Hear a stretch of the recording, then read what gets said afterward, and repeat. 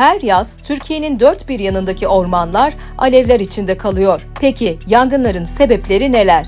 İlk sırada insan faktörü var. Çoğu yangın ihmal sonucu başlıyor. Yanmış sigara izmariti, kontrolsüz ateş yakma veya elektrik hatlarındaki arızalar. Ayrıca iklim değişikliği nedeniyle artan sıcaklıklar ve kuraklık ormanların yanmaya daha yatkın hale gelmesine neden oluyor. Ve tabii ki kasıtlı yangınlar da maalesef sıkça yaşanıyor. Bazen arazi satışı için, bazense tamamen çıkarlar uğruna. Yangınların önlenmesi hepimizin sorumluluğunda. Doğamızı korumak için dikkatli olalım. Doğayı korumak, geleceği korumaktır.